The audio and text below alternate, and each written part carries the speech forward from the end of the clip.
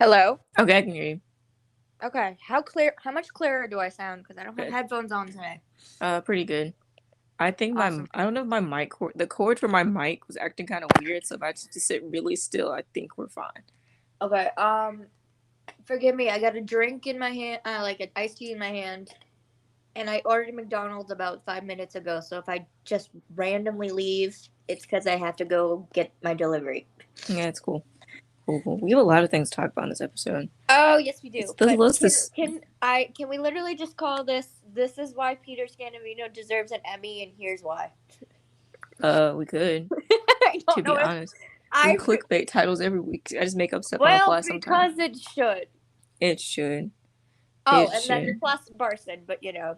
Yeah, that's the end stuff. We gotta talk about that then. We can't jump the wagon too hard. Well, I guess we I'm could. sorry. We've had it gone on for hours for it. Barson equivalently has 4 episodes. That means that's about almost 8 hours worth of us talking about Barson Yeah.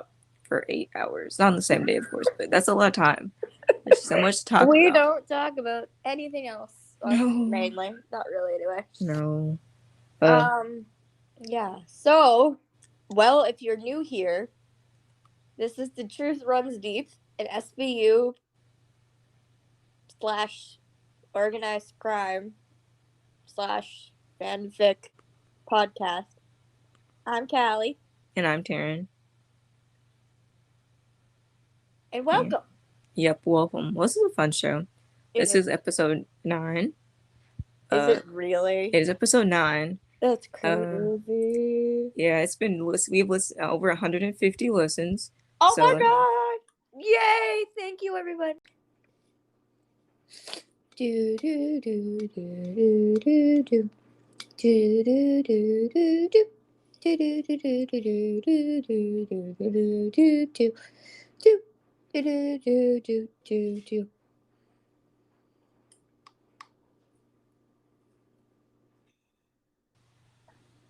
hello. Hey, Okay, I was talking and you were doing Jeopardy over me talking. It's actually really funny. We're keeping it now. That was really funny though. I didn't know your thing was recording, It and was. I I don't know. didn't hear We won't know. you. We don't know if mine was recording. Honestly, we'll find out when I edit this later. Hey, if it's there, it's because I was waiting for you to fix your mic, and Yeah, everything is I like don't real know. sensitive, and I'm probably okay. I think I we're didn't good. want there to just be silence, Yeah, so I because I have did to edit the sound I sound. That's did the annoying. Jeopardy theme song. Yeah, you know. So we have a lot to talk about. Yeah, Oh, we do. yeah, We really do. yeah. Where My do birthday we? is tomorrow, so go listen to this episode for my birthday. Bestie's birthday is coming! Yeah, Yay! yeah, it sure is, man. Oh my god, your photos, you are freaking stunning. Like, Thank you, thank excuse you. me. What gave you the right?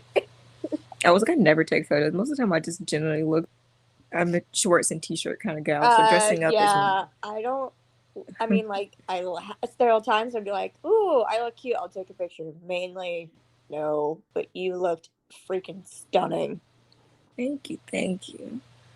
I'm very excited. So we're hoping. The hope is, as I go into my 20s next week, we get some Canon Barson. So whatever you do, we talked about this last. Whatever you do, Manifest, manifest, pray, whatever. We're wish, hoping, please, pray, all the anything. things. Come on, we have a lot to talk. We'll get to that at the end of the episode because we got the trailer and we were screaming and freaking out. So that's the I end stuff. screamed We did. a We had a. lot. It was a. I made weird throat noises because I can't actually hear. So interesting. Anyway, so are you ready for SVU? Yeah. Okay, so this week's episode of SVU is season 23, episode 21. Confess your sins to be free. So starting off, this episode got a lot of controversy. It did. It did. I guess once we get to that later on, we'll talk about why this episode got so controversial. Yeah. I feel like we just have to like start it and then talk about the controversy. Yeah, we'll get there. Yeah.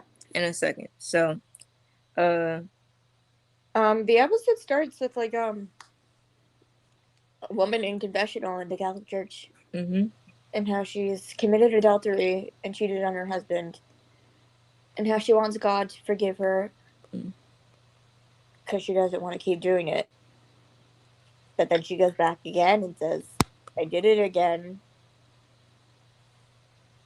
And then she goes back again, and this time says she had been raped. Mm-hmm. Which, yikes. Yeah. Then they transition to Burton Lowe's back. Yep. Can we I'm just gonna preface this by saying, and I saw this on Twitter, that like we hate Burton Lowe, but we do not hate Aiden Quinn. Yep, I thought definitely. he was amazing last night. I really Yeah. do. Definitely. So yeah, I mean,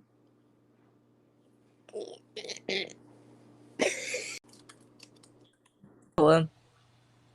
okay, you're back. Okay, I think maybe it was like, no, mic doesn't work anymore. We're good. But he wants Yeah. to burn. So yeah, Aiden Quinn was awesome. Mm-hmm. We are doing completely separate character actor thing here. Yeah. Okay, yeah. So Burton's back, and he's in AA. Mm-hmm. Basically, after talking with Olivia the last time, the 500th episode, he hit rock bottom, like real bad. Mm-hmm. And his, I think, sponsor, is that the Yeah. right I term? guess we Yeah. could say it's not really clear, but we can make that. We're gonna It go seems with that right. either sponsor or like fellow member Mm-hmm. advised him to go talk to all the people he harmed and start at the beginning. Yeah. So that's. Mm-hmm. So there's all the case stuff out of the way. Yeah, that's how it starts. Then we transition back to the church. Mm-hmm. And apparently that's where Carisi goes, or like, I think so. He goes to mass there, He goes apparently. to mass there. Makes me wonder how they found out about the church, because I don't think it's anywhere near Staten Island. Well, yeah, I guess Creasy doesn't live on Staten Island, I don't think. Well, Not any. true. Okay. Ignore me then. Anyway, so that's the church where he goes to mass. He runs into like a family friend, or like a friend Mm-hmm. who he goes to church with. Mm-hmm. And then her sister comes out, and we later find her sister comes out of the. Oh, I'm here. Okay. Yeah. So the girl's sister comes out of the church, and we later find out, and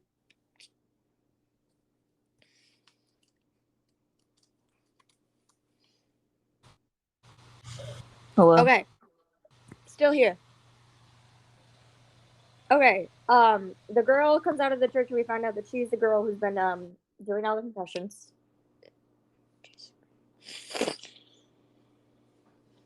Hi. Okay, now it's working. I don't know. Hooray! It was broken. We had technical difficulties. The past two recording sessions, usually we did it all in one take, and it was great. And now it's just decided to break today. They decided they don't want us to do that anymore. I know, like, come on, we were having good. I don't even know what we were talking about. It's been a minute, man.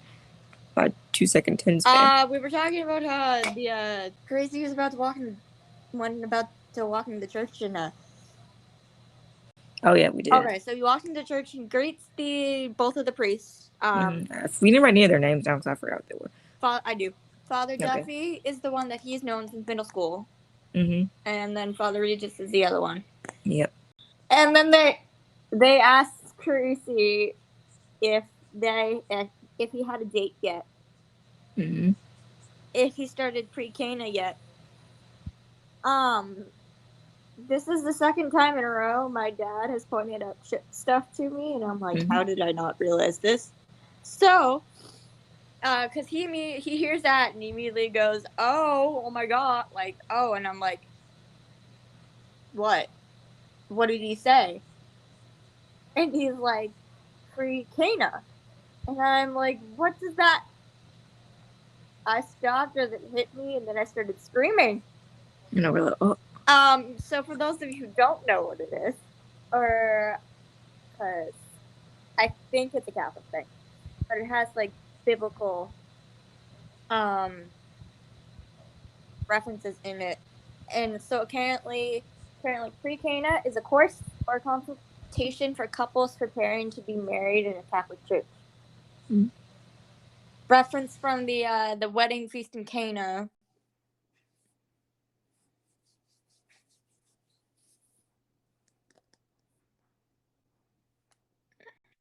We're fine.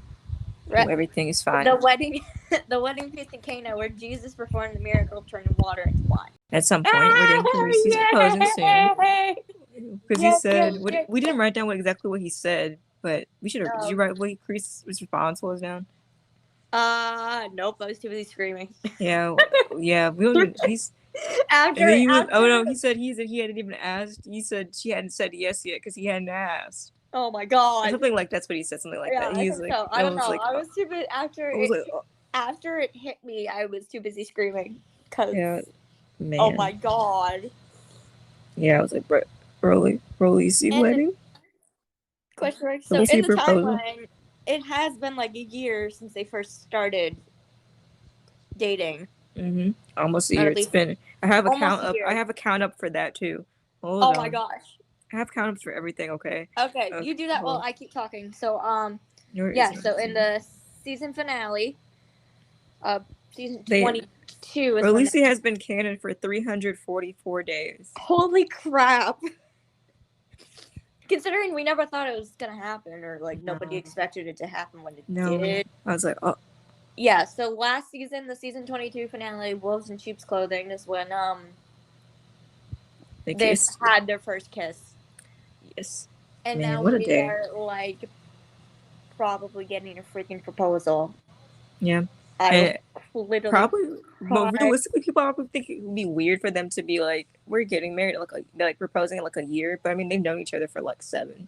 Yeah. So it's not weird for, and then also they're like older. Well, not old, but older. It wouldn't be weird for them to be like, we're tying the knot. We know we want to be together forever. Like, okay. My food is here. I'm not gonna delete anything. Keep talking. And all things Barson episode about how Barson and Release parallel, and how we want all good things for our people.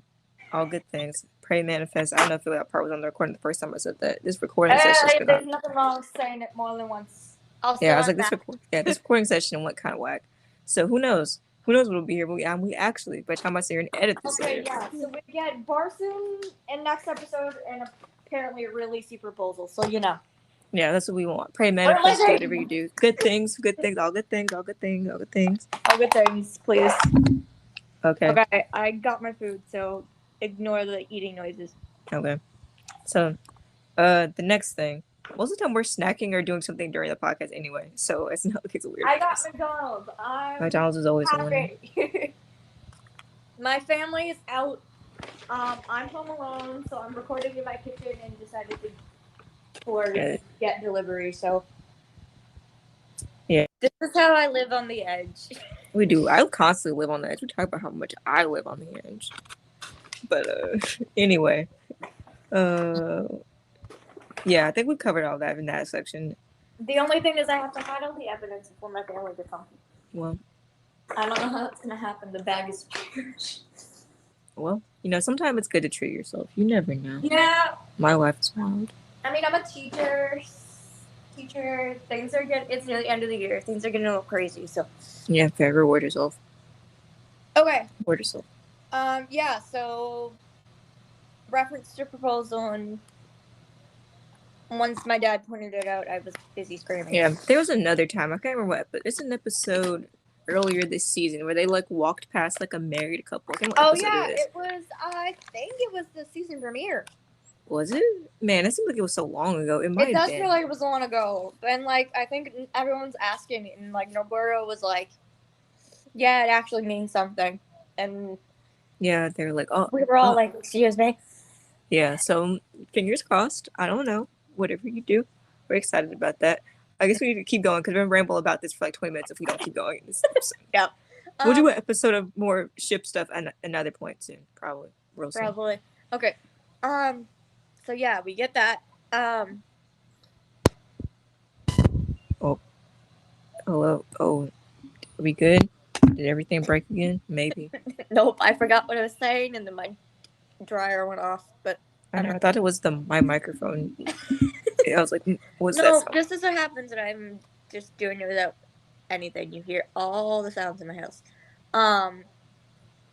So On okay. the browser instead of on Twitter, instead of opening the link in Twitter. Anyway, so I Next think was my God. Olivia and Burton talk Yeah, there we again. go. Thank you. I was like, it's on the tip of my tongue. So Olivia Yeah. and Burton talking. Olivia acknowledged that, like, well, says Burton hasn't actually acknowledged what he did was wrong, and that he like sexually assaulted and Yeah. groomed like many women. It wasn't just Olivia that he did this to, but Mm-hmm. Olivia was his first. Yeah.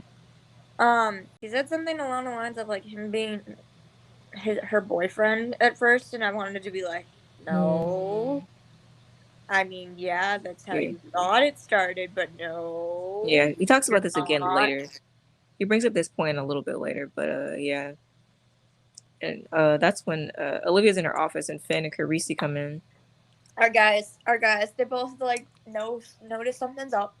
Mm-hmm. She mentioned she's talking to Burton. I forget exactly what they said. Or at least Finn said, but Lily wrote his lines are fire. Yeah. And Carisi said he didn't like the guy from the beginning, and both Terryn and I agreed. Yes, these guys are like protective over Olivia, but like it's a healthy protective. Yes. Healthy protection.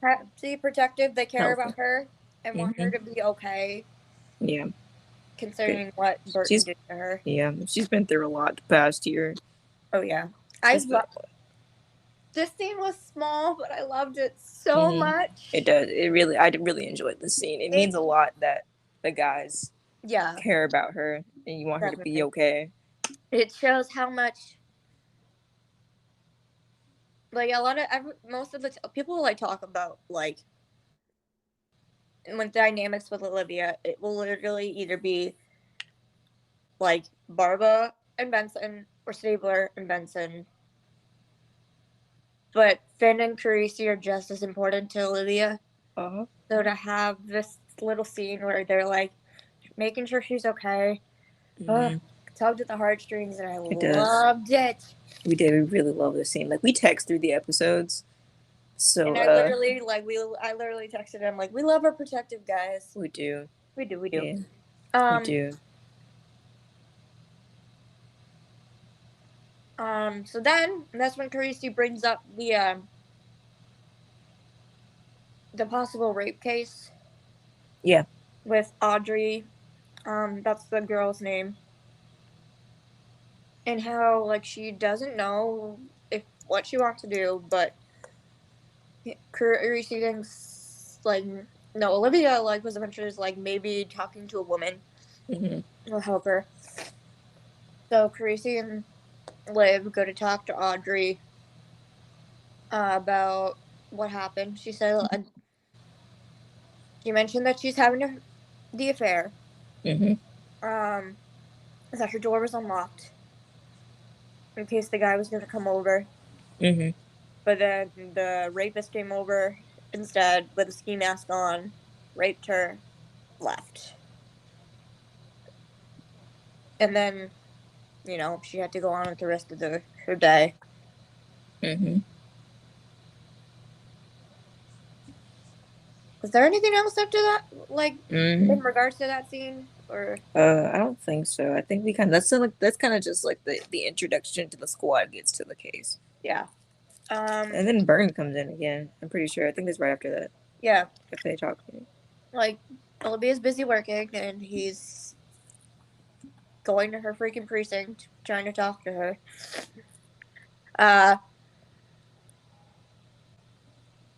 He wants to like help her by him making amends, and I wrote specifically, and I meant this, that it's selfish.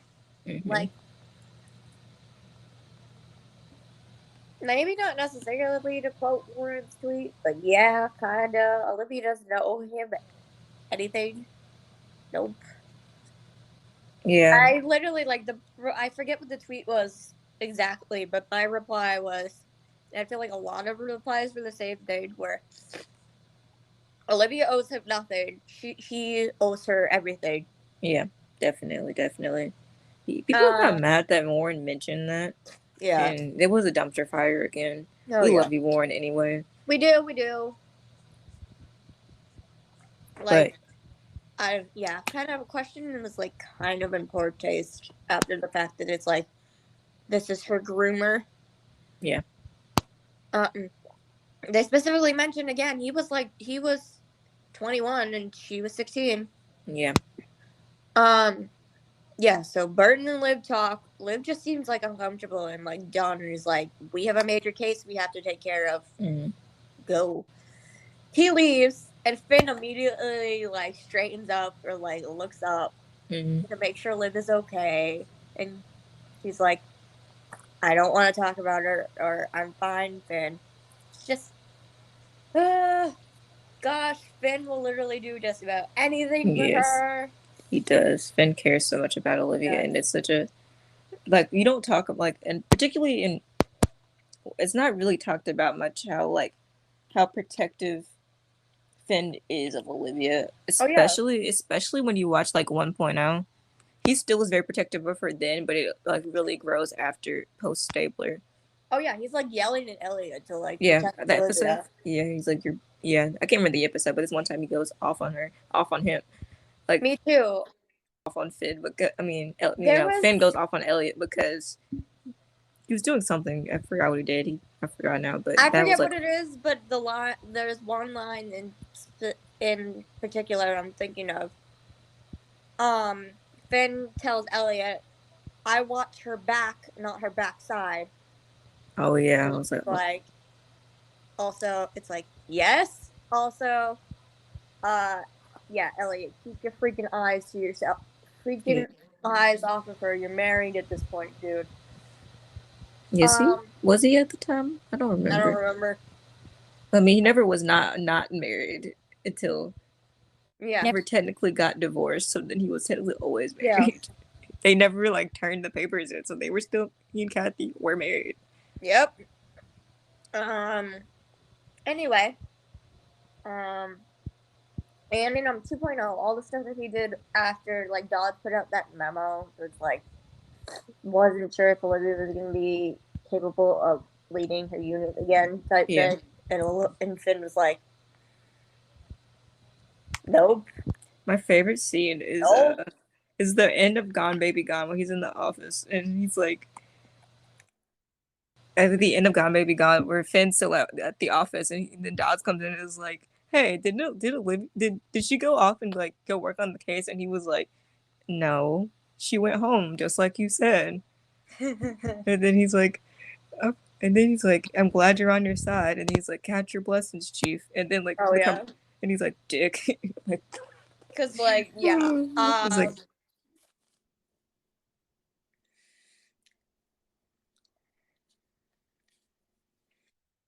Finn is someone you do not want to make an enemy of. No, he protects the people. He cares about all of them. He cares about all of the people. He cares about the whole squad. He's very protective of them because he cares. I won't say in particular why, but we've been writing that a lot lately. Yeah. It's something it's like very much believe Olivia is like almost kind of like a sister to him. Yeah. He always has her back. Yeah. Okay, so I literally love that you wrote Finn wanted to drop kick him. Yep. Okay. It would have. That's when they find out this girl talked about her rape and confession. Mm-hmm. So Carisi and Finn go to talk to the priest. Yeah, well, Carisi also says before that like the priest can't break the confessional seal. Yeah. So anything said in a confession cannot be used. It's inadmissible. Yeah. So they go to talk to him. Both priests say they feel bad, but they were both in their room alone, like studying or doing like religious work. Yeah. At the time of the rape. And unfortunately, nobody else can corroborate either story because Catholic priests can't get married or anything. Yeah, to be celibate. So, so they decide, they go back to the precinct. They're trying to figure out how the heck they're gonna figure this out. Oh wait, I forgot the big detail. The reason why they were trying to talk to all these priests is because when they're like doing the crime scene, and Carisi's talking to Audrey, they find out that the detail of the unlocked door. The only other people she told about the unlocked door, besides the boyfriend and everything, was her priest in confession. So they go talk to the priest. They can't give him anything because they can't violate the confessional seal. What basically kind of what happens in Vegas stays in Vegas. What happens in confession stays in confession. Yep. So Olivia decides they're gonna catfish a priest. And they pull. I wonder why the writers keep doing this, but they pulled. I think it's Detective Ruiz. Yeah, yeah. They say her name later on, so from you were correct. From Hate Crimes. It makes me wonder of like what the writers are thinking when they keep bringing these hate crimes people on to work with SVU, because this is the third member. Yeah, you've seen Kyle Dunn a few times, and then We've you've seen seen Cal her. a bunch. You've seen the Jewish dude in the episode. Oh with yeah, and Silent Night, Hateful Night, and with the Promising Young Gentleman. Oh yeah, when those are some kind of good episodes. I kind of like those. Yeah, and then we have her came back to do this. It just makes you wonder, what are they thinking? Not that I'm complaining, like, the squad needs help. Also, I think it's really cool they keep bringing these characters back, but I'm curious what they're thinking. Yeah, definitely. Then, so yeah, they set up their little plan that, like, was she gonna be here wanting to meet with her lover because she's cheating on her husband. So they do the setup, and the priest that they find is the the one that Carisi grew up with, Father John Lee. And as they're arresting him, he looks and he's like, "Tell Dominic I'm sorry," and I'm like, now I'm gonna start crying. And we're like, no, it better not be it. Like, no. I thought, I mean, at first glance, you're like, oh no, that makes it even worse. But then, like, that's, well, anyway, no spoilers. We'll continue. It's like, it's not gonna make it. I know. It was like, oh. It's not gonna be happy. No. Because Creasy really values and respects, he really values and respects his faith. And he definitely also really cares. He cares about this friend. He cares about his priest in any church. Yeah. This is a lot for him. Yeah. At one point, we literally find out that, with Burton, back to Burton. Yeah, we're back to Burton. That, he goes to AA or whatever this meeting thing is. It's not quite clear, but I think he admits in front of everybody that he didn't say it specifically that it was her, but that his girlfriend. Because Olivia goes because he's like, you should come so you can hear this for yourself if you need this. And I'll admit, I was like very surprised she actually went. Yeah, but I think she really needed this for herself. Yeah, this is closer for her, not for him. Yeah, she needed to hear him say out loud that it wasn't right, even though they were in love. Which, all right, I'll give him that. Yeah. We go back to the precinct, and Carisi's talking to his priest friend, and I'm gonna call this scene number 1 of Peter Scanavino awesomeness. Yes, definitely. He was so heartbroken. His voice was getting so raspy, and he's basically like, "What is going on? Why were you there?" The guy's like, "I can't tell you. I can't." At first, and then it turns out, you find out that he was there because Audrey had confessed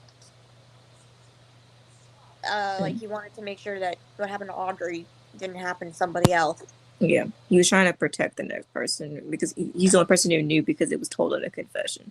So he was trying to stop that person from doing the bad. So Olivia walks in is like, his lawyer's here and you shouldn't be. And Gracie just keeps looking at his friend like, what is going on? He didn't want to leave. And it's crazy to me because I think it's the first time we've seen ever since he left SVU where like Olivia's had to like raise her voice at him to like get him to do something. Yeah, I think so. So she's like, counselor, like basically like, you need to leave. It was crazy. It was interesting to see because like now that now that Olivia isn't Carisi's boss anymore, they have a different dynamic. Yeah. So to see like her like telling it, kind of almost going back to like the dynamic they used to have when she would have to like tell him to do things. It was interesting. Yeah. And he does what she asked of him. Yeah. So, and then because they have that kind of respect for each other, even if he's an ADA now.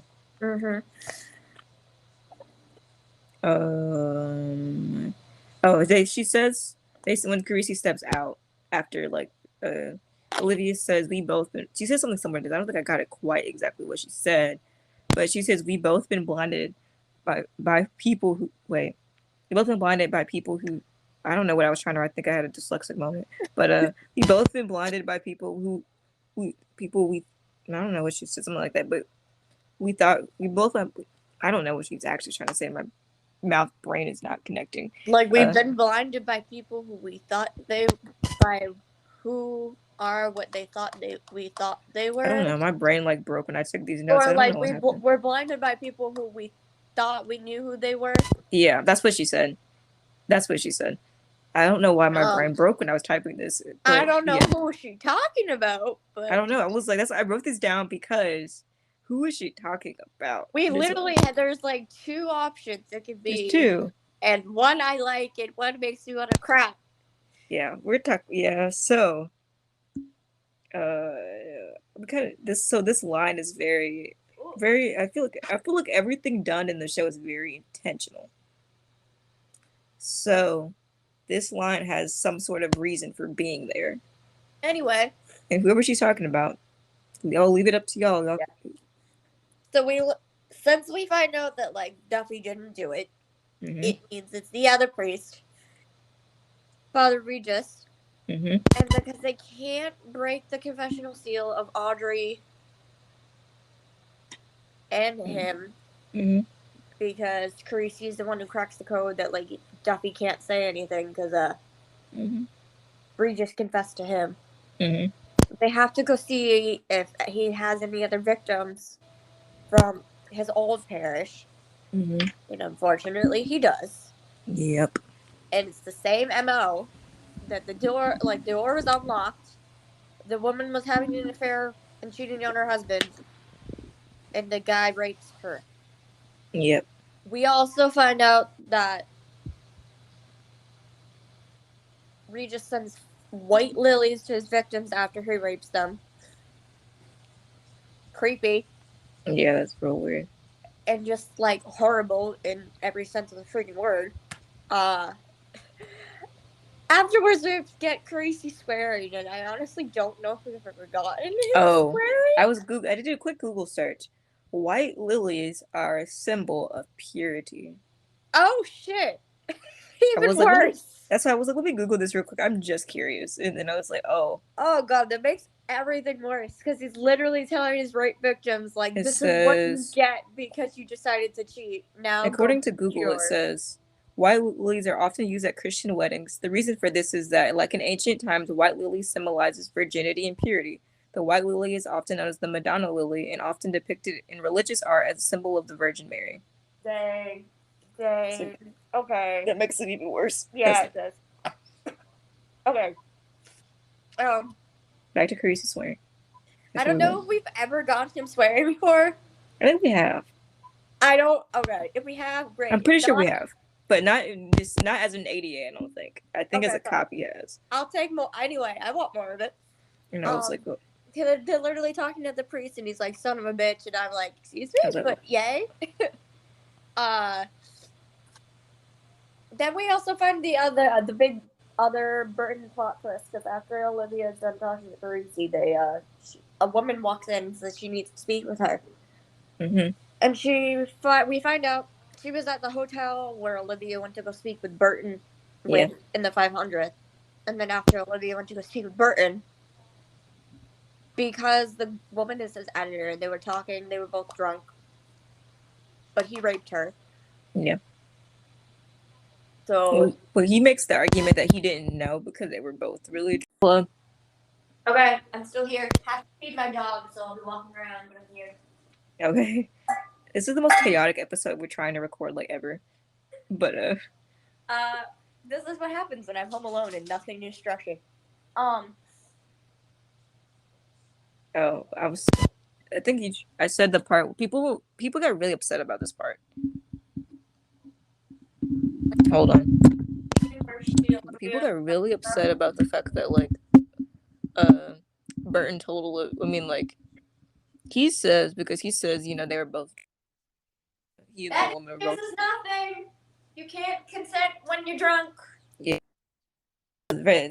People for some reason on Twitter got really mad about that, saying that Olivia was like a rape apologist, but then I was like, I don't think you quite understood what happened or what she said afterwards. Like she was like not happy that he did this. Like it was like for him to confess to something like that right in front of her was kind of, she was just like, huh, but and how like they talk about it. There's a tweet I link, but we'll get to that at the end after we like talk about the episode. Somebody made that makes the better. They like people who are making that argument, their counter argument is really good. But we'll come back to that in a second. Yeah. So after that, that's when Carisi goes to the parish again. So yeah. Carisi goes to the parish again. He talks to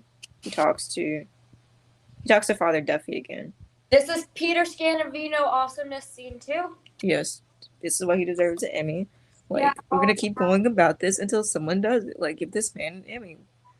Because he should have had one after Burden of Our Choices, but if we really need another reason to give it to him, then last night. I'm upset about how they're putting he's putting putting, I don't know what word he put here because religious words, even though I'm very religious. He doesn't want to put like God's law over, like that's what Father Duffy's argument is. Like, I don't want to put man's law over God's law, but like Carisi's getting more upset with him. Like, you're gonna be, if you don't tell anybody what happened, you're gonna be held accountable one day for this. And he keeps getting more. Yeah. Like, when Judgment Day comes, you will be held accountable for this. Yeah. Yeah. So he's and then Carisi says, like, I'm losing my faith and I don't want to. And I started tearing up, like, excuse me. Yeah, but did you hear him say that? No, because considering one of the big claims about Carisi is his faith. Yeah. Hurt. It did. Like, it makes me wonder, is it because of this case, or was there something that was causing it beforehand? Yeah. We really don't know, but like this is it, like seeing like what he values so much, not the faith he values, not holding people responsible. I think was really getting to him. And he says, at what point do your vows become more important than your fellow human beings? And it's just like, whoa. And how whenever like Peter's voice like gets raspy, whether it's because he's angry or it's sad, like that's just amazing acting. It really is. Yeah, the acting in this scene is just. It was. A lot of people were saying it was like the episode in the scene in Unholy Alliance. They were kind of making a parallel to that. Oh yeah. Agreed. But It was just so strong and raw. It was. I had chills at the end of it. I literally put it in all caps, Peter, and then fire emoji. Yeah. Because you should get a Emmy for that scene alone. Give this man an Emmy. How many times to tell people this? But yes. Yeah. Yes. So after that,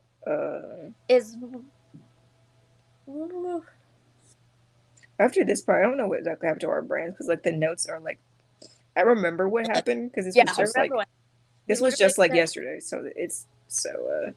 Crazy is like we literally can't. We can't. He can't break his vows. We can't get it from the confession.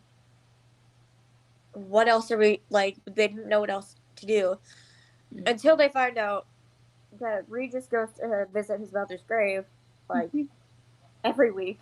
He said twice a week actually. Twice a week. Yeah, after lunch, he goes to see his mother's grave and he confesses to her. Because Carisi, I think Carisi asked Duffy, like, is there anybody else he talked to or could have told this? And we get this really awesome wait, no.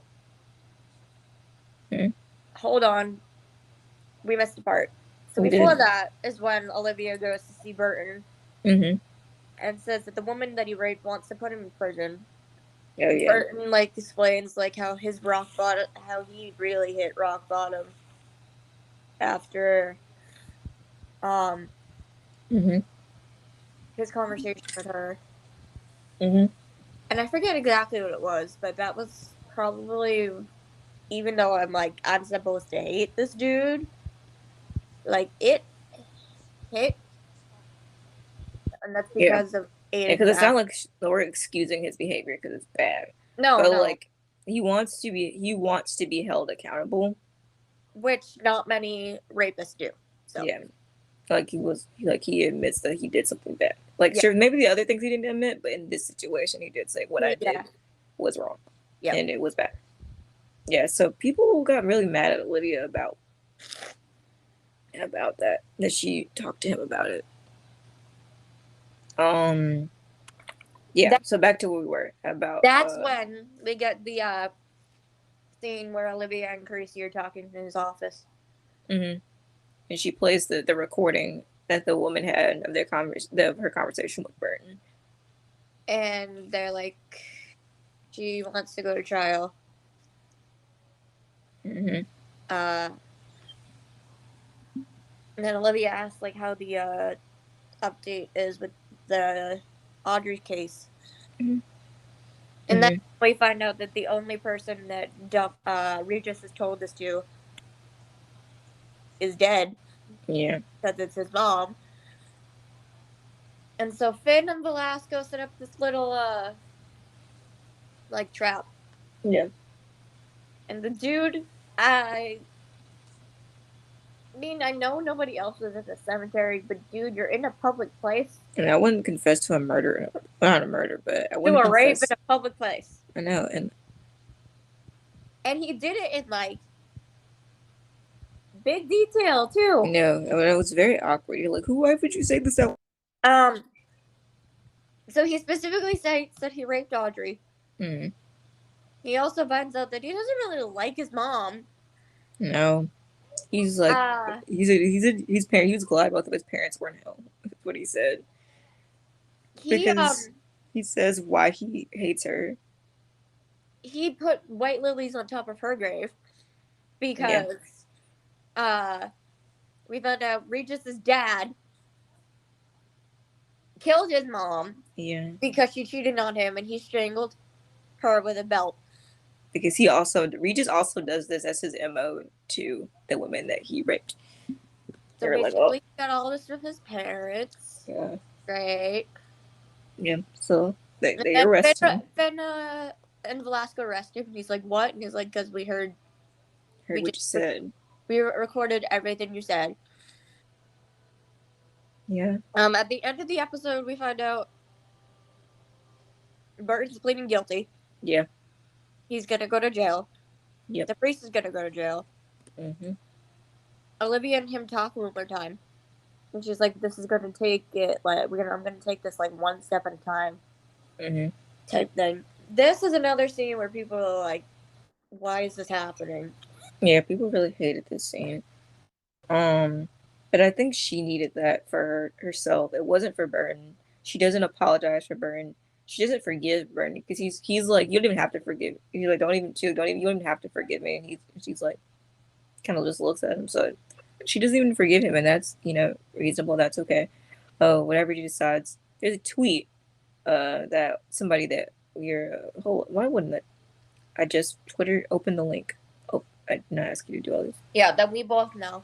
Yeah, it's from someone we know and talked to about. Let me just pull it up. Okay. It is so people got really upset, particularly at Warren, because they're always mad at Warren about Things. this. Yeah. And how like Olivia like their decision that she makes about this is not in character, but like it is people probably wanted her to lash out at Burton. And honestly, I kind of did too, but yeah, but it's not her. Nope. It's not her. She was who she always is. She's yeah, this and she's who she always is. She's very Olivia's compassionate. She is a compassionate person, but her compassion doesn't make her weak, and like this tweet says, and that's who it makes her who she is. It does. And, yeah. And she didn't like accept it. She didn't like just accept it either. She was a reasonable human being through this process. Yeah. And she saw that Burton did, want to change. And because, he went to Alcohol Anonymous, he like talked about what the things he did. Yeah, it's not like, yeah. She didn't forgive him either, and that's okay, She just accepted that he wanted to change, and that was enough for her. Yeah. But yeah. And that's what she needed for herself. And yeah, I don't think it needed to, and that's a reasonable, mature way to handle this situation. Versus, she could have been worse about it, but she wasn't. She's very mature. She wanted to hear him out, and she gave him that chance to talk about it and talk to her about it. This wasn't like, I mean, I know I texted you at one point in the episode. I think it was when she went to his meeting. Mm-hmm. That I think she's forgiven him too easily. But after watching the episode, looking back, I realized I was wrong. That she didn't do it for him. She wanted closer for herself for this situation. And I feel like that's very much her, because she wants closure for herself. For many of the situations in her life, she knows she needs closure. Mm-hmm. So her getting that closure was for her. It wasn't like not for anybody else. Mm-mm. Did we have anything else to say before we get to the promo? That's because that was the end of the episode. What would you rate this episode then? I'm gonna say 4 stars. I also say 4 stars. Mainly because of Peter's stuff. Yep. Like I love Creasy-centric episodes, but like this one was just okay. Okay. Do we want to talk about releasing Mother's Day first before we talk about? I had something to add about the actual episode because cool. It was near the end of the episode where Creasy was back in church, and he's talking with Duffy, and Duffy was like asking about his faith and like if he still had it, and Creasy's like, I don't know, and I'm like, I'm gonna go cry again. But it just proves that like even though Creasy is very much devoted Catholic, even those of us devoted to our faith deal with conflict and wondering if it's real, if it's all it's cracked up to be. And I think Peter played it beautifully. But it doesn't change the fact that Creasy does still have his faith. He's just struggling. Yeah, that's a real life. For me personally, that's a lot of my life, especially going into ordained ministry. I'm like, sometimes people make me think humanity is doomed and whatever. But Faith is a struggle, especially when it comes to real life issues and being like people like not caring for your fellow human beings is such a thing that frustrated me with the church. Yeah. And wanting to be the change in the church. And yeah. Yeah. So we have that. Mm-hmm. So I think that's the end of everything for that episode. Yeah. So should we do releasing Mother's Day first or trailer first? Releasing Mother's. So out of the blue. Yeah. Yesterday. Yeah, it was yesterday after. It came out yesterday, but Warren said it like the day before. 2 days ago, Warren tweeted out, "There's a releasing Mother's Day scene that they deleted from the episode, from the Mother's Day episode," and we all flipped out. Yeah, it was a wild party. You're like, when is it coming out? When is it coming out? We wanted it for like 24 hours. This went out. This roughly was like 24 hours later. It was super cute. It was. We loved it. It basically started off with like Carice's like, just so like that him and the girls are like we're planning to make something for breakfast for Amanda. Yeah. Mm-hmm. They were talking about the rest of the plans, like going to see Carice's. They both wanted to see their moms. Like, but just when were they gonna do it? And like, who was gonna be first? Maybe. Yeah. Honestly, surprised sometimes that Amanda still talks to her parents. Yeah. They were going to go see Mom on Mother's Day. Both of them. Yeah, we're going to figure it out. I guess it's not, I mean, so that scene is really, really sweet. I love this scene. It was. Amanda does, like, to her little giggle and laugh. How happy she is with him and how happy he is with her just makes me mad. They're so happy. Then we get another little, like, cute little... They give him a cute little kiss, you know. It's like, oh, my heart. Before they leave. They do. It's so cute. Like, I'm like, I just want to put them in my pocket. They're so cute. I know, they do. They're so cute. Adorable. That's what I needed. I need some kind of serotonin in my life. Otherwise, I will be sad. Yeah. So we have Releasey. Yeah. Yes. Okay, here we go. This is the moment we've been waiting for like a month. I literally was like, at the beginning of the episode, I'm like, all right, let's just get I was as soon as the episode started, as soon as 7 o'clock, well, the first one, I was like, it's on over Thursday time now. And I was like, okay, as for you, it's time for the trailer. It's time. It's time. I was more excited for the trailer than the episode, honestly, but then both of them were good. Yeah. Okay, here we go. So the promo starts, and we find out that, where is it? I put our notes out. Okay, sorry. At the bottom. So at the beginning that,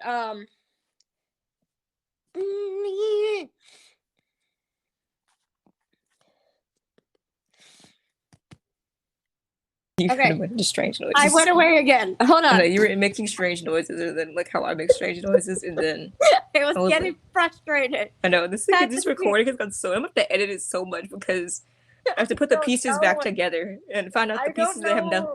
What you can hear and what I can't. I can hear, yeah, because like these recordings will be a mess, but hopefully you guys like it anyway. If you don't, sorry. Whoops, everything went wrong. So we start. And we find out that as the promo and the summary, you know, the article said that it is a domestic violence situation where the wife has killed the husband. Because Olivia says this woman has been beaten and terrorized. None of us know what footage of from all the behind the scenes pics of Kelly and like her blue and yellow sweatshirt of like her hugging the victim. You can definitely tell this is going to be emotional, but also like Amanda's like very close to this woman already. Then we get, I'm assuming, but no one knows what word she actually. Neither one of us know, because I watched it again captioned on YouTube, but YouTube captions are horrible, auto-generated. She could have said confident. She could have said competent. We don't really know. Either way, because I saw white hair in the corner. I think this is Olivia talking to Maxwell. So. Yeah, I'm pretty sure she's talking to Maxwell. She's like, she deserves a either confident or competent lawyer. Honestly, either works, but no one knows which word she said. And then as soon as she says that, they transition to Barba sitting at Fellini's drinking a scotch. He's drinking a scotch. Yeah. What am I gonna cry? Oh my god, what's wrong with me? I was like looking to see like if my parents were reacting, and I know I recorded. I always record my this one. I recorded my actions. I don't say anything in this, but go at the end. Yeah, but, that's literally what recorded my action, and I was like looking to see if either of them were reacting. They did not. I'm like, Yeah. do you know who's like? Look, I know you know what he looks like. Do you not see that he's back? I know. It's like he's back. He's back. Yeah, Um, we knew this like a month. Like, remember the first time we talked about this was like a couple weeks ago or so, yeah. maybe a month or so ago. I don't remember, but we were like, oh, it's time. It's time. Here we go again. He had a lot Okay, to say about this, so so we're gonna then keep. Yep, sorry. Yeah, he's sitting at the. He's sitting. She like. She goes to sit. Really, you can't really tell. It moves really quickly. The scene. Yeah, but it shows. So yeah, him at for Lincoln drinking a scotch. Then it transitions to Carisi. We're thinking he's speaking to Amanda. Probably, but no one can confirm or deny this because you can't see the person talking to because they're off screen. But and because Peter's tall, so we can't tell. Yeah, tall man.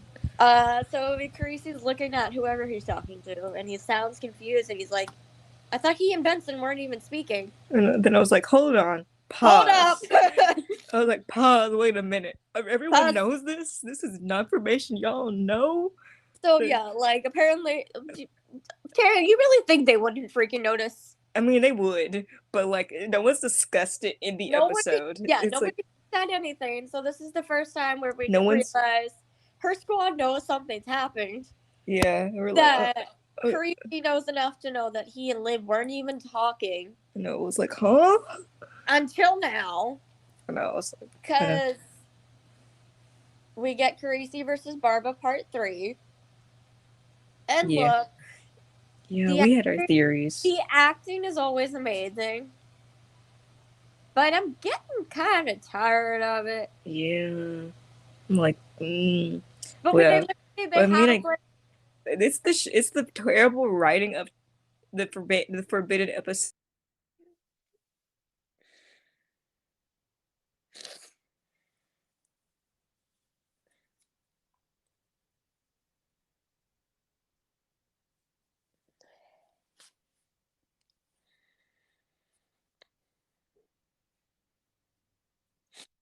The poor writing of the forbidden episode in which he could not be that Raphael could not be a prosecutor again. He could only do defense in that area. It's crazy though. Like, look, I get it's awesome, but like, can you bring him back for any other reason besides going up against? I mean, you might have one. Wink, wink, wink. We'll talk about that in a second. Yeah. We've talked about this for many, many times, but okay, so anyway, it also makes me wonder because we have Barber versus Carisi Part 3. Mm-hmm. They show footage of him in the courtroom. Yeah, he's confident. And, oh my god! That man is confident that day. I was like, oh my god, he looks smug. He's looking at Carisi like smug, and I'm literally all I'm thinking is if Barba and Carisi aren't talking by the end of this episode, I will be ripping heads off. And I'm like, everyone needs to go back to being friends again. Everyone is happy. Look, I get you're on opposing sides of the law, but like I feel like that you can still respect each other. Yes, definitely. Like, if you and like, I mean, we didn't get a lot of it, but like if him and Rita were able to freaking talk. Yes, I miss Rita. I miss Rita. She was so fun. And considering him and Carisi worked together for 6 years, like please, you gotta freaking work this out. Please. Even if you were brought by Amanda, which is going to be a whole other thing. Yeah. It seems a bit of both Amanda and Olivia. Which makes even... But Olivia's the one who goes. She actually goes to talk to him. And I'm like, which makes a line of, I thought he and Benson weren't even speaking, makes it kind of hurt a bit, because it's like, does this mean he's the last one to find out again? Like, don't keep doing this to the man. Ouch. Luckily, don't break the man's heart again. You wanna, like, protect him and maybe, like, protect his feelings, but, like, have confidence in the ability that he has and, like, tell him that, like, we needed to call Barbara to defend this woman. You're going up against her again. Do what you need to do. Yeah. But it also makes me wonder, like, what the hell is Carisi thinking? Because look, you're going your defendant is a domestic violence victim. Yeah. And this is where the law gets tricky. You're like, ADA of SVU, your job is to protect these people, and now you have to prosecute one of them. Yeah, and that's where the law gets tricky, and this is where you can clearly tell that, like, defense work isn't bad. Because people always have this stigmatization that defense work is bad, but, like... It's going to be a lot for Carisi. Yeah, it's going to be a lot for a lot of people. I'm putting this out there. I have a feeling this is a case he's going to struggle with. Yeah. And I don't know if he's going to want to win it, honestly. Yeah. Also makes me wonder what... I wonder because... I wonder the outcome of this because... I don't know if this is just me in my imagination mind, but, like, okay, so remember that a couple weeks ago, Warren posted that picture of that last scene, and he and Liv Barbara and Liv are sitting in Frolini's, and they're both kind of just, like, you know, kind of glum. Like, maybe she does get... Maybe she gets the guilty verdict, maybe she doesn't get... And they're both like, or maybe...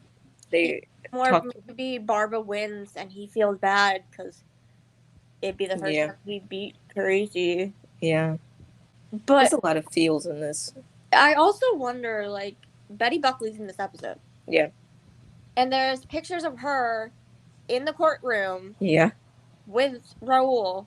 Yep. So... It could be she's the prosecutor. We'll find out. I will cry. Like, I will cry too. I predicted we were gonna because we haven't gotten to it yet, but we talked about writing her as a prosecutor. Oh yeah, we haven't gotten to it yet. We'll do that eventually. There's so many things we need to do that our bucket list is getting too long. Maybe it'll be like with the Wheatley trial where Carisi and Baptiste like tag teamed. Yeah, it could be tag teamed. Yeah. As much as that, because it literally, like, the summary says that, like, Carisi has like a... I forget what the word was, but something about his opponent. Yeah. It is who? Like, 99% sure that means he's still taking the case, but I like maybe Maxwell will take it with him. Yeah. Which, yes, because freaking theater dream right there. Yes. Having Barbara and Maxwell go up against each other and also have Carisi there too. Like, it would be amazing. Yeah. Anyway, that's all the court stuff. Also, Raul looked damn good. Sorry. We've been watching Candy. Yeah. Also, this is sidetracked, but we've been watching Candy this week. Oh man, did you watch the last episode all the way through? Yeah. Okay, so you know. Yeah. With no spoilers for Candy, but go watch Candy anyway if you haven't watched it. Raul's freaking amazing. He is in the courtroom. This isn't a plot spoiler, but I can freaking say this. But there's 2 scenes of him shirtless. It's like, yeah. Here's me. How do you said that to me while I was still at work, and I'm like, I was like, I'm sorry, I have to can't right now. Function now. You need to stop choking because I feel like I'm getting myself. Hold on. I literally like I can't function now. How do I? And I was like, oh, you're sending this to me.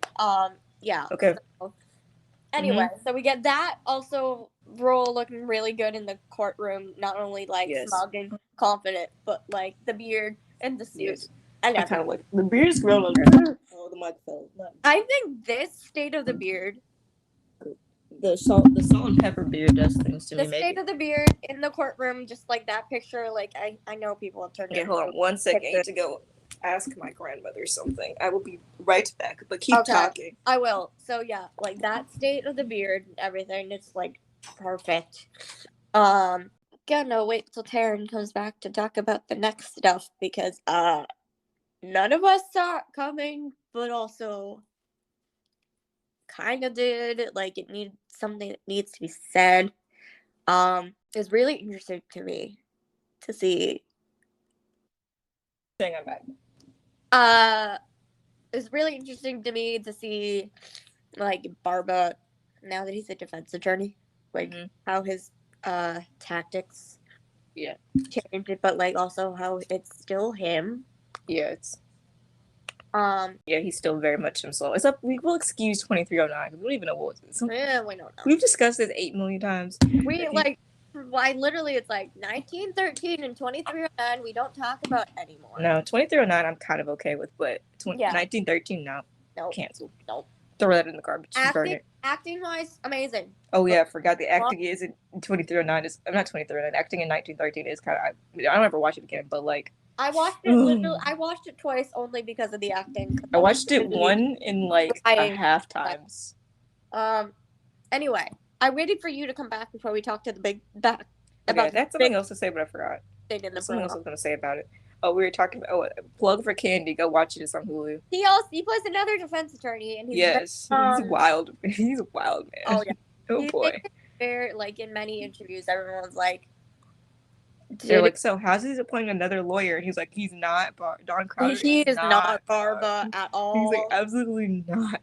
And I was like, okay. A tiny bit, like the little bit of courtroom like swagger he has, it's still Barba. It very much is, but the rest of it, other than that, I'm like, completely different. Yeah, go watch the episode. You definitely need to go watch it. Fantastic show. The acting, great show. The whole show was good. Anyway, sorry. Continuing. Yeah. Okay. So the big thing of the promo. The biggest part. Okay. Also, say the sentence.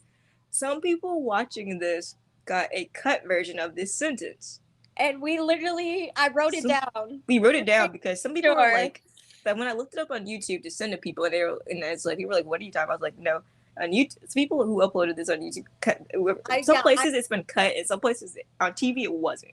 The freaking official Law and Order YouTube people cut the last word off, and we only saw it live on TV. Yeah, I was like, so for those of you who got it cut off at the end while you were watching, allow us to enlighten you.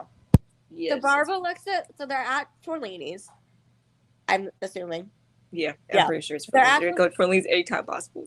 Barba is looking at Liv like those really hurt and sad. Those hurt. On his face, like, because Raul is really good at those. He looks at her and says, I gotta take a breath. Why do you feel more angry? Why do you feel more anger at me than towards Stabler? Yeah. And like, promo. Yeah, and I was like, and then that's particularly quote what happened with my throat. And that's when I started screaming. And you were like, my parents told me to stop screaming. Yeah, my parents told me to stop screaming, and I'm like, I can't. So I went to scream below instead. No, screams. Because I wasn't expecting that. I wasn't on there. I was like, he went I wasn't expecting it because they're like, he's not in the finale. And I'm like, okay, so he's not by person, not by name. He's not in the finale. Sorry, guys. Chris isn't in the finale. This was a Twitter rant. People went on for weeks. I was like, they were like, he's not in the finale. No, stop. He's not. Okay, so. And then, then the fact that they bring him up in the episode is like. Yeah. Well, we're very not. We're very curious to what she has to say. Answer is going to be. Yeah. But and also something else that we discovered last week we were talking is that like Dr. Lindstrom is in the episode and Olivia goes to therapy, or likely Olivia goes to therapy. Yeah, like so maybe she actually talks about it, not lies about it. Yeah, really. And then she gets herself together and she goes talks to that man whose heart she just broke.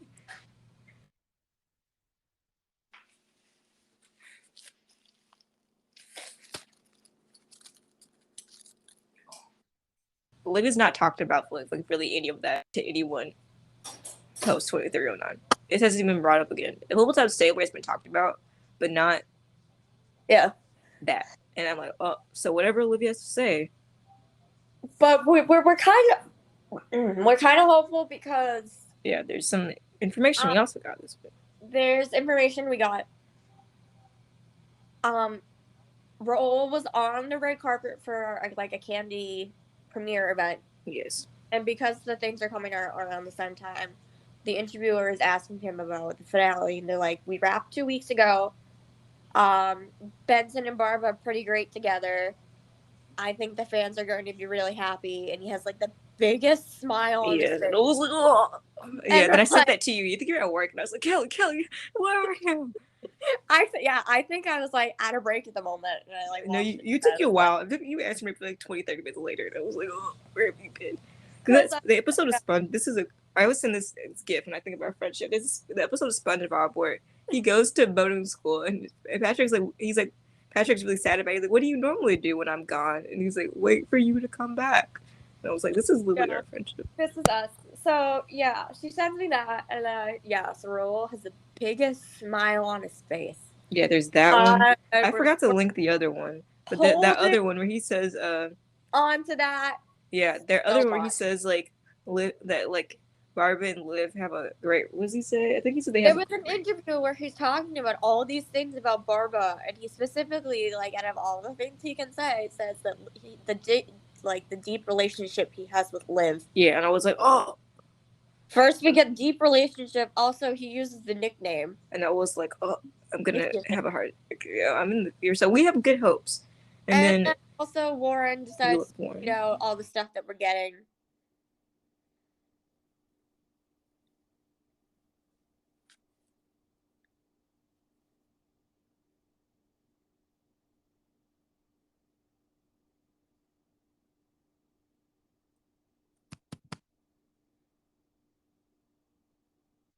There's some excellent Barson.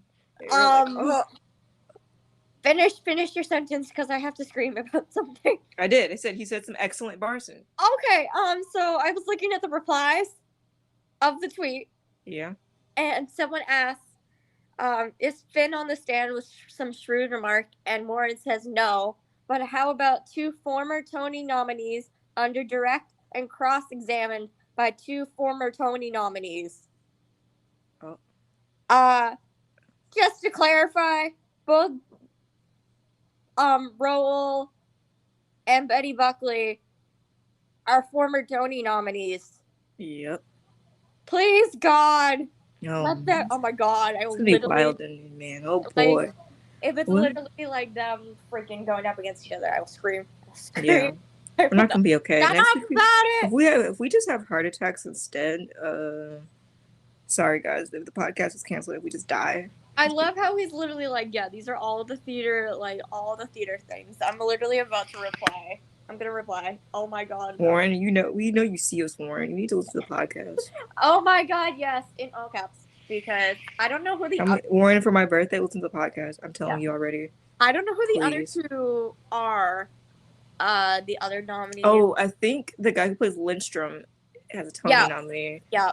And someone else does. I can't remember. Maybe that's why he's in the episode, because they have to, I don't know, cross-examine him.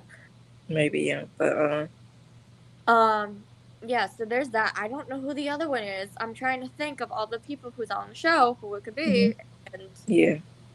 Nothing is coming to me. Yeah, it'll come to us randomly, be like, damn, we already recorded the episode. Up. Give me a second to look up the episode, because it'll probably come to me if I Google it. Yeah, okay, so we're gonna keep rambling. Yeah, so also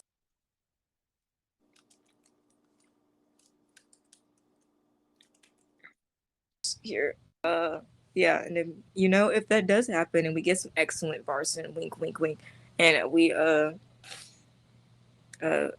explode or something, go into like our cardiac arrest or something, this is the final episode of the podcast because we died. But either way, both of us died. Probably some. But oh boy, it's gonna be fun next week. Okay, so I looked. I think it might be Linda Iman, the doctor that's coming on, the other doctor that's going to be. Mm-hmm. So yeah, because she's got 3 Tony. So her Lindstrom being questioned by. Yes. It's gonna be wild. So, going that, the only people that can be cross-examining them and direct questioning them is Raul and Betty. Yes. So we might be right. You predicted it. You might be right. I predicted this weeks ago just from the photo. You did. We went on a whole spiel. Actually, no, I predicted this even before the photos came out. Oh, you did. We talked about it. You're like, what if? And I was like... And now that kind of just confirms it, because he did, like, I mean, thought he was being clever, but with his work. Yeah. But Yeah, we're like, you made us go do research more, and like, I you know, do research. we research all day, every day. Honestly, Yeah, when we're not writing something, we're researching. I knew the Roland Betty. You knew the Lindstrom one, and then we found the other one. And it's like I googled this last week, I think, maybe at some point. Okay, so yeah.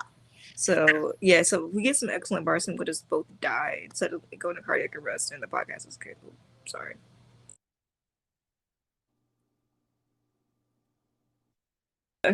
Yeah, so we are very excited. Do you have any more thoughts about that? I think we covered everything about the fact that I was screaming and more like nervous and excited again. Yeah, we were very. I don't know what happened. We all kind of like we were. So I had like after that, like I went to like a 10-minute fog. My brain does not know what happened. As we review organized crime, the first 10 minutes are kind of blurry. I don't remember that. I only do because my parents told me to stop screaming. So. I don't remember. I remember like a little bit of it, but I don't remember like having a cohesive thought until like 9:12. It was literally just a recap for the first. Yeah. So now we're on organized crime stuff. Yeah, sorry, we kind of jumped the wagon real quick without. Amazing SVU promo, right? You're ready. Organized crimes episode. 6 days until Barson. I call it. Oh my god, 6 days is crazy. We literally say this every week on the podcast how many days it is, and we're at 6. Yeah. Double. Okay. Wow. Yeah. So organized crime season 2, episode 21. Streets is watching. The first part is basically just a recap. Yeah, nothing really happened. It's okay. We don't remember it, honestly. I don't. The very first big things is Ayanna and Elliot go to meet with Nova. Yeah. And Nova's like, "There's a hit out on you. Web put a hit out on you." And it's greenlit, so basically anybody, whoever it is, can try to kill you at any time they want to. It's a go. Then we go back to the precinct and we kind of cringed. We see where we're all. Yeah, I don't know why this is up here, but I don't know. I feel like I don't know what all our notes at this part. Like, they broke. So yeah, they basically are like, crap. He's got a hit out on him. They called, like, move his family around. His family is like, what is going on? They go up to Maine, where Kathleen is. Elliot is basically like, I've got threats. There's that. Yeah, they're bad. So they go to the precinct, and they, like, basically are like, we're doing this, this, this. And, oh god, I had all these notes about it. Where did it go? I don't know. They all kind of broke. I have to find it because we kind of like, because what we do with that, we like open these notes beforehand, and like just in case, like before, like you get like a clip or something before the episode comes out, we have somewhere to put it. We type all this crap. Yeah. So there's like speculation or stuff going on of that this might have been improvised, and honestly, I can see that. So it's the first one. It's the first time we've ever seen this. Yeah. Jet hugs Stabler. Yeah, it's real weird. It was kind of, yeah, look, we need to outright say this. The relationship that Ainsley and Chris have offset is something that's amazing. They definitely have respect for each other as colleagues and actors, and it's definitely interesting to see, considering the age gap. Yeah, they're really funny. They have some funny behind the scenes stuff they do together. There's one that came up this afternoon, a few days ago. I have to send it to you. The whole cast got these weird tiny pillows. Oh yeah, I did see that one. The tiny pillow. It's just funny. Chris and Ainsley is like, it looks like a jelly bean. Yeah, but so she's cracking up. It's so funny. It's funny. Let's go to for that. So anyway, there's that. So they have a really good relationship offset, and then considering Chris has been doing this for a while, and he's new to TV and to the Law & Order universe, it's just good, really awesome. They have this some like dynamic already. Mm-hmm. So you can see that like Jet is like, do I do this? What do I Yeah, it's do? real hesitant and It's weird. really hesitant, but it's also like that's her. She's hesitant on physical contact. Yeah. So she goes up, she like gives Sailor a side hug. Um, Mm-hmm. and she's like, all this talk about like hits and hitmen, Mm-hmm. it's weird. Um, and I definitely think it's because um she might still be is reeling from her shooting. Like Yeah. she had to shoot somebody. Now Stabler might get killed. Yeah. It's a lot for her, even if she is like a very good detective. It's a lot. Yeah. She's It young. is a lot. A lot. Yeah. So then I don't. Elliot like pats her arm and like Yeah. looks at her funny, which is kind of what threw me off of the hug. Because Yeah. Ainsley's part was like really sweet, and I was like, oh. Yeah. And then Chris looked at her. Sorry. Oh my god. I'm trying to separate character and Yeah. actor, but it's Yeah. hard. Anyway, Jet's part was super sweet.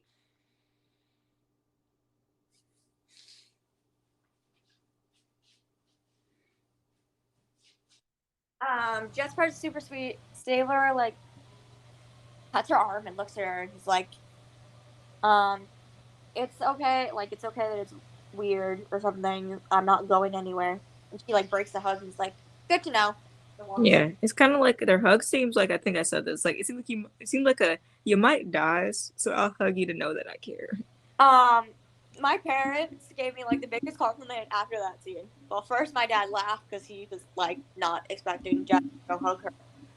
I was like, same. Um, my parents said that, oh my gosh, she is weird. Then like you, and I'm like, thank you. I'm like, Like I'll accept. Like they probably think they're teasing me, and I'm like, I'll fully that we all strive to be accept Jet. that Jet. compliment We because she strive to is. be Jet. I mean, We really, both of us are really Jet. her That's our weirdness personalities. is uniqueness, and it's beautiful. Also, Yes. my parents say that I do side hugs like her, and I'm like, oh my god, just thank you. Um, Also, that was Jet's first look of the episode, Yes. and oh god, She looks so good. Ainsley's beautiful. We're just gonna keep saying that throughout the freaking entire Yes, episode. we did. That's literally most of the focus we had was about. Okay. We were sipping for Jet. After the hot, yeah. Ayana was like smiling about it, like she felt She like, did. aw, but Yeah. also, probably like happy that like Jet cares. I don't know. Yeah. Yeah. So we find out there's that. There's the geez. There's that. Yeah. He goes to like talk to people, and this is when he. I think this is when he like tells goes to talk to Donnelly, Mm-hmm. and is like, "There's a hit out on me."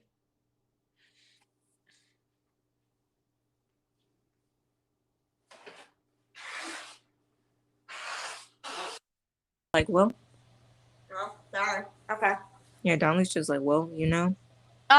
He's Then not that concerned. I don't know if this was a fake phone call or not. Actually, you know what?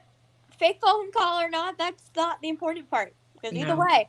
So he calls, takes out He his talks phone. about his credit card because Donnelly, because Elliot's like, all right, who, like, why? He's like, Donnelly's like, I was just testing you. And he's like, you used my credit card to get the stolen van. To take all this money away from our credit. But kill so that guy wants to kill us.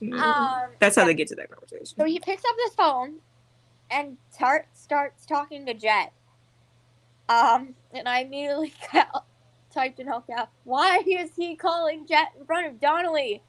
Because for all intents and purposes, first off, this dude will kill anybody. We need to protect her. Don't say her name in front of him. Stop it.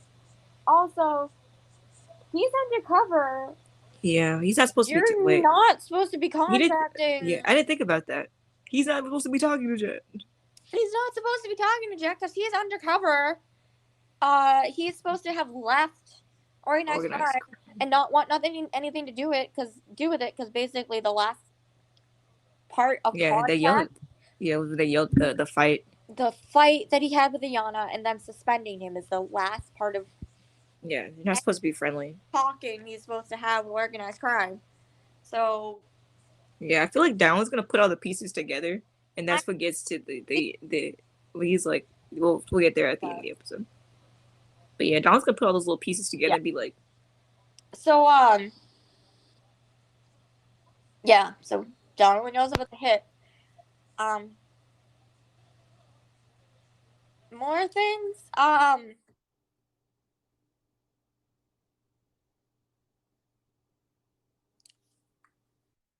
he's like, what would you do if it would be? And then some other Don stuff Don says, and Ellie was like, I'll shoot you in the head.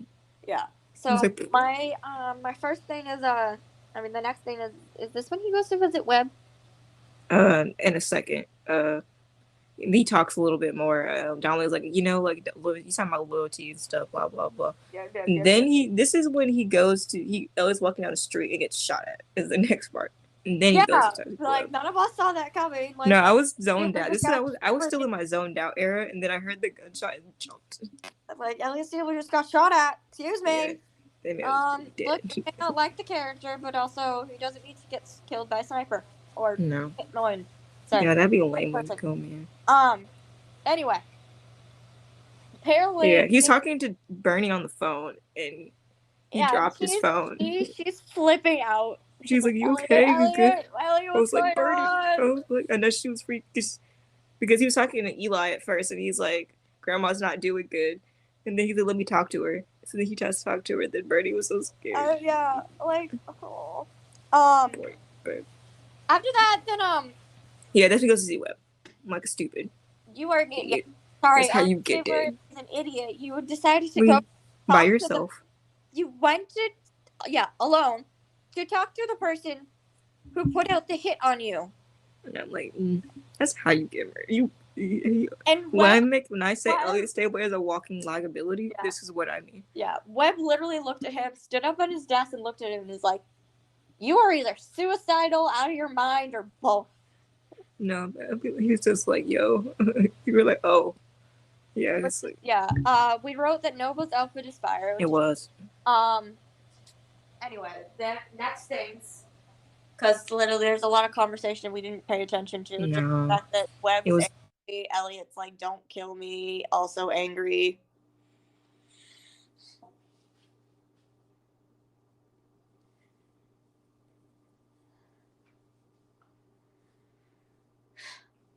This is the next part. We're back to sipping for Jet. She had the really cute outfit and the space buns. Outfit number 2.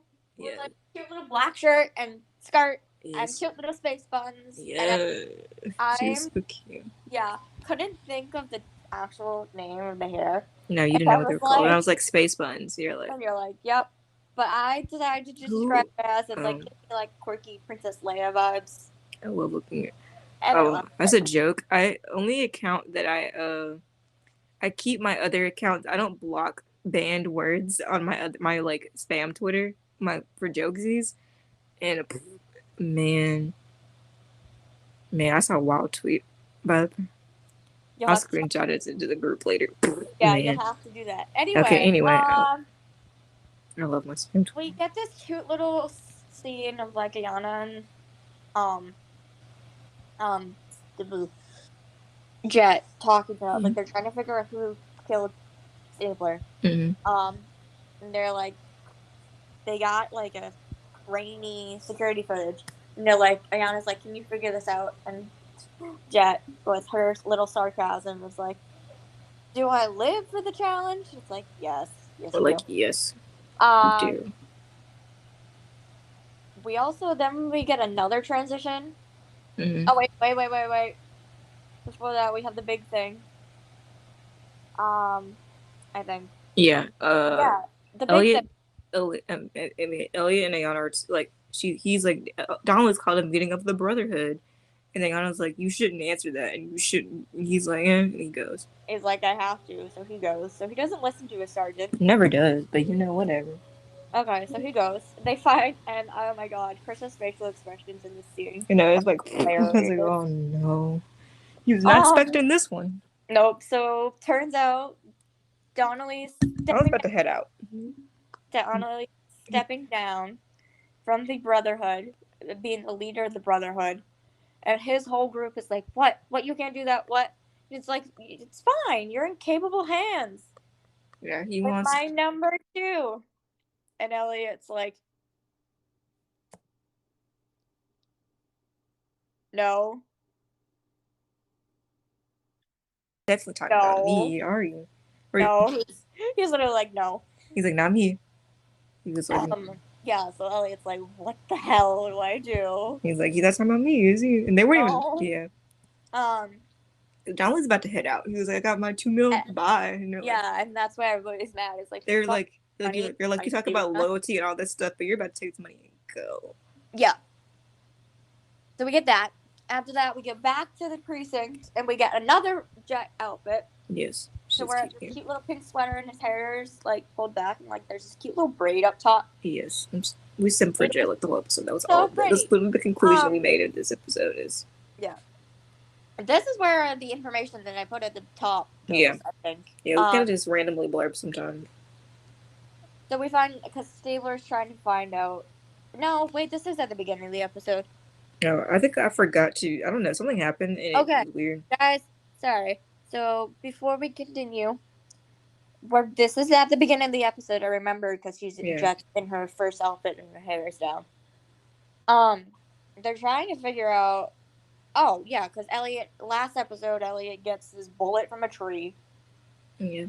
And he brings it to Jet and he's like, "This is from like 40 years old. Can you figure it out?" Because we find out Jet has a friend in ballistics. Mm-hmm. And I ignored the in ballistics part and was like, "Oh my gosh, Jen has a friend." Yes, our baby has a friend. Can we meet this person? We know who they are. I want to meet them. I want to know their name. I just want to know. Like, this is literally the first freaking piece of backstory. But she has a friend. Her that she has a friend. Yes. Then Ellie was weird. Like, said a line weird, and it's like, if she's just half as good as you, we'll be all right. Like, if she's just half as good as like ballistics as like what you do, we'll be all right.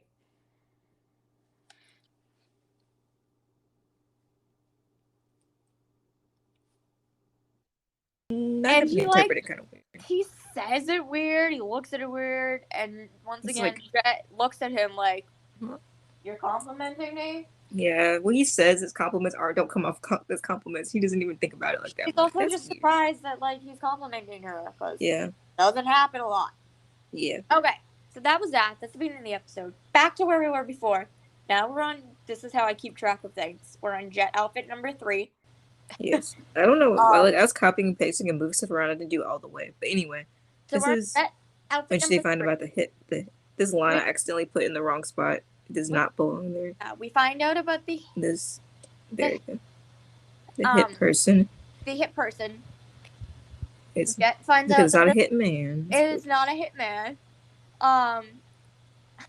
I loved Ainsley's acting in this. She's like, the person who's got a hit out on you is a woman. And you could see her lips like curl up in a little smirk, and the way she says it, she's like, she's amused. She's amused by this. But also this woman, like, we originally thought it was going to be Nova. It was going to be Nova. It would have made a fun plot point, but then they didn't do it. It looked like Nova, but it wasn't Nova. It was a different woman, and this woman is, like, in the military. Yeah, she's a baddie. Man. On other things. Yeah. Jet says this girl is metal. Mm-hmm. Like, apparently that's her expression for when things are awesome, but also, yeah, this girl is metal. Mm-hmm. So they find out that, like, that they do this, more investigating. There's going to be, like, Elliot's going to go, like, meet with or, like, find his hit woman. Yeah, you shouldn't do that, but you know, he doesn't use his brain all the time. So.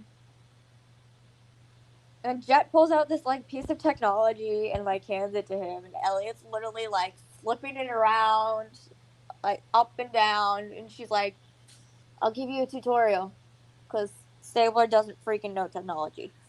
But I thought it was funny. Yep. Next, he goes, we get the whole entire freaking chase scene. Yeah, well, he goes to her apartment. Oh yeah, he goes to her apartment. And he He sees finds like the pictures out of his family. his Like, family, old pictures of him. Like this is more serious than they thought. yeah. Um. Then we get this chase. You Like see, he jumps the we fence. get this cool thing of like Jet. It's like basically telling him like where she's going. We get this chase scene. We got like a Yeah, 60-year-old man chasing after like a 25-ish-year-old woman. yeah. You know, He jumps the fence and he runs through jumps the traffic. fence, He runs through runs through some traffic. traffic. I'm like, New York They traffic. freaking This is jump New York on. traffic. They don't care. They They, freaking jump on roofs. yeah, it's wild. And Before this, Ayana was like, "You can't be a lone wolf out there," and he's like, "I don't care. I'm going to go after this girl. no, we're like, stop that. Stop. You don't want to die." That's how you actually die. So yeah, he finds her, and then we get to the giant fight scene. And No, here's we're the gonna part. not the Oh wait, apartment no, part. that No, was that's at before. the end. You're All right, jumping too that's at far. the end. So she gets It, she gets away, I she think. gets away. Elliot has to go back and be like, they got pictures of my Kathleen and Eli. So Ayana like says they're going to double security, Mm-hmm. and everything. Then we get like a big thing from Nova because Mm-hmm. her brother Derek decides to go. He has a gun still.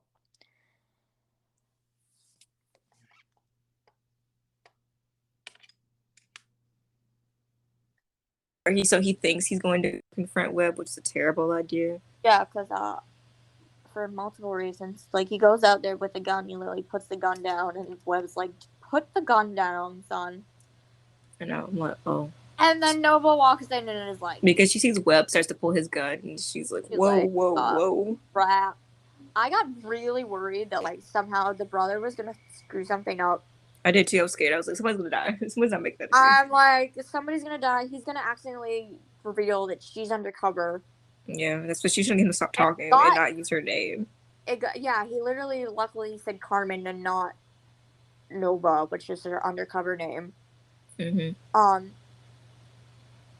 And Webb was getting like angry because he had his gun. He's like, that could be the end. Or like, oh. He's like, Derek, her brother, is like, you killed my father. Like, I'm angry at you. And Webb is like, yeah, he said hour because he kept saying hour. And she's like, stop saying hour. Stop saying it. And she's like, do you have the same sentiments? And Nova's like, no, I don't. And I'm like, freaking like however long years of undercover work is about to go down the drain. Yeah, I was like, oh no. And before she can, Webb's got his gun pointed at his brother. Derek's got his gun pointed at Webb.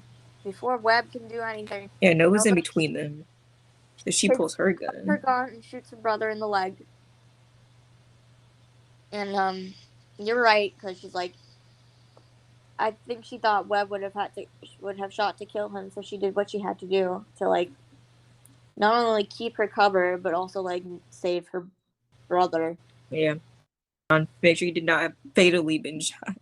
Yeah, luckily. Then we get the big chase scene. Yeah, again. But Elliot is stupid and decides to go back to his own apartment. Again, like a dumb. Again. Then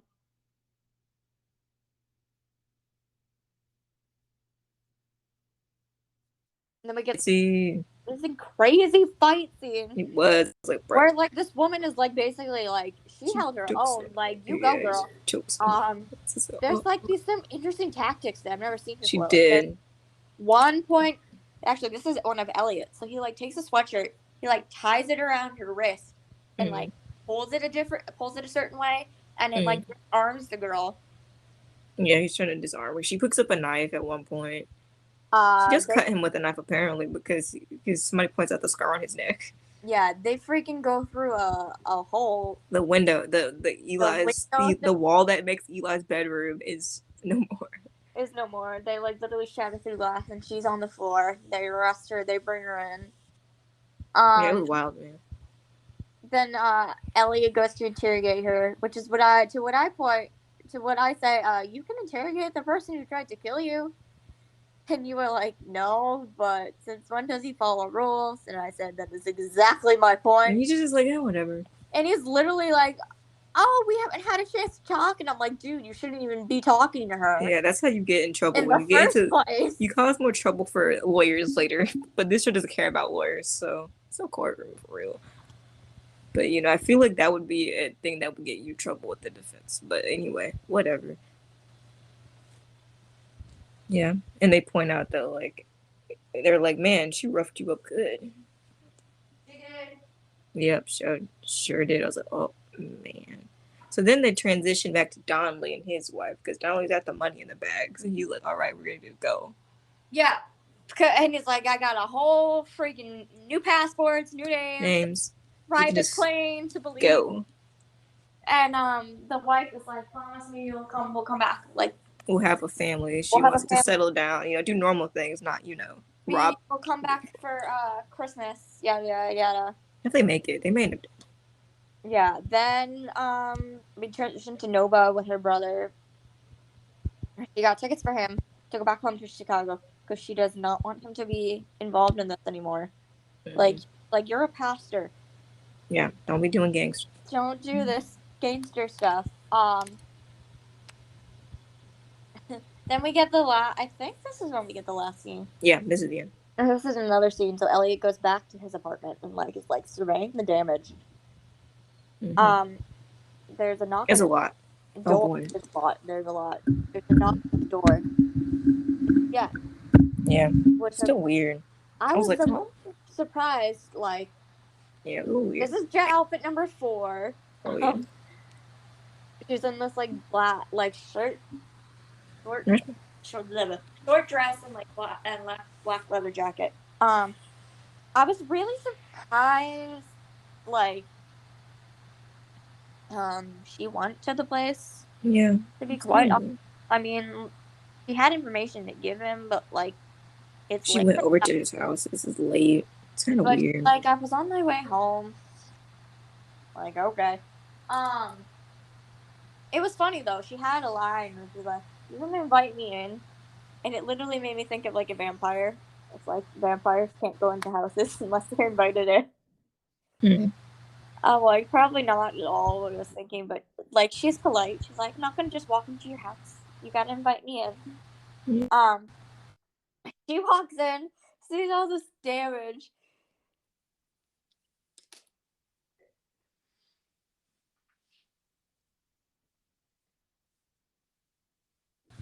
And she laughs and she's like, dude, do you know if you have a wild party or something? Or like, you know how to throw a party? Yeah, you know how to. She's like, yeah. And that's when he gives him the information about the bullet that he found in the tree, and it's from the same gun. Yeah.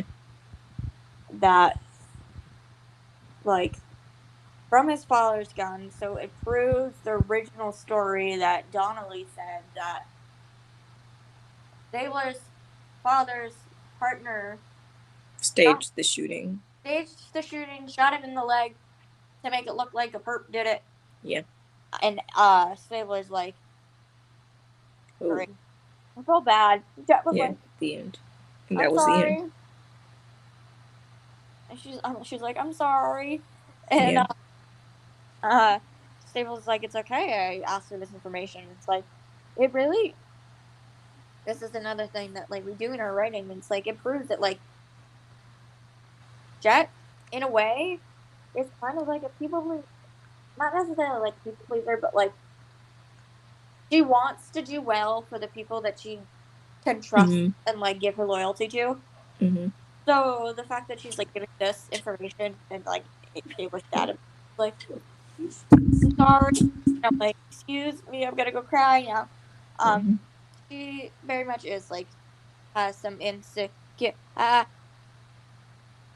Pause. Side note. Sorry, Raul's back on Twitter. Oh. He's doing the live. Oh yeah, they were making that joke when they were like, he can't log into his own Twitter. He can't. Oh, I see. I was posting it. Okay. Yeah, we gotta wrap up. Come on. We're also gonna eat dinner. Get your brain together. So that is the end of the episode anyway. So I think we're at trailer time. Yeah. Rate this episode. Rate this episode quickly. How will we rate this episode? She's like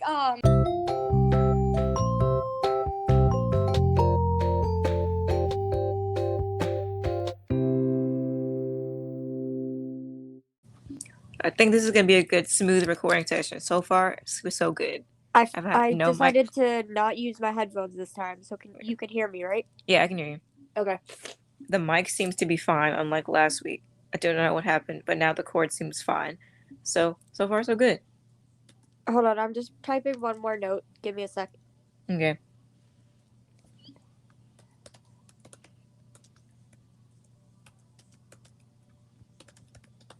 You could keep talking. Well, we started actually recording it, so well, we said anything funny or anything, but you know, we're almost ready. Mm. Da-da-da. Oh, yeah, you're right. I see what you're typing.